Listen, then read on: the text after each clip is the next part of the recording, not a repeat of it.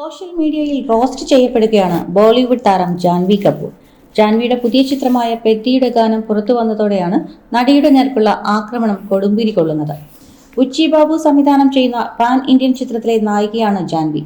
നായകനായ രാം ചരണിനോടൊപ്പമുള്ള ഗാനരംഗത്തിൽ അമിത ശരീര പ്രദർശനം നടത്തിയതിനാണ് നടി സോഷ്യൽ മീഡിയ ഉപയോക്താക്കളുടെ രോക്ഷം നേരിടേണ്ടി വന്നിരിക്കുന്നത്. അഭിനയിക്കാൻ അറിയില്ല, അതുകൊണ്ട് ശരീരം പ്രദർശിപ്പിക്കുന്നു എന്നൊക്കെയാണ് കമന്റുകൾ.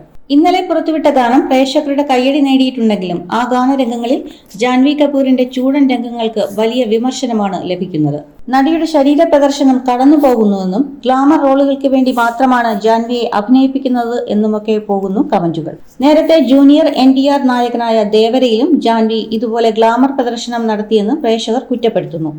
ദേവറയുടെ ലൊക്കേഷനിൽ നിന്ന് ഒരു മാറ്റവുമില്ലാതെ നേരെ പെദ്ദിയുടെ സെറ്റിലെത്തിയതുപോലെയുണ്ട് എന്നാണ് ഒരാൾ കുറ്റപ്പെടുത്തിയിരിക്കുന്നത്. അഭിനയിക്കാൻ അറിയാതെ ഇങ്ങനെ വെറുതെ ശരീരം തുറന്നു കാണിച്ച് എത്ര നാൾ മുന്നോട്ടു പോകും?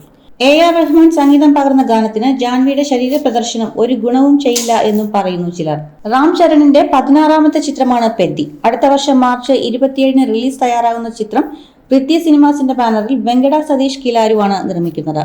മൈത്രി മൂവി മേക്കേഴ്സ്, സുകുമാർ റൈറ്റിംഗ്സ് എന്നിവർ ചേർന്നാണ് ഈ ബിഗ് ബഡ്ജറ്റ് ചിത്രം അവതരിപ്പിക്കുന്നത്. രാം ചരൺ, ജാൻവി കപൂർ എന്നിവർക്ക് പുറമെ കന്നഡ സൂപ്പർ താരം ശിവരാജ് കുമാറും ഈ ചിത്രത്തിൽ അതിപ്രധാനമായ ഒരു വേഷം ചെയ്യുന്നുണ്ട്.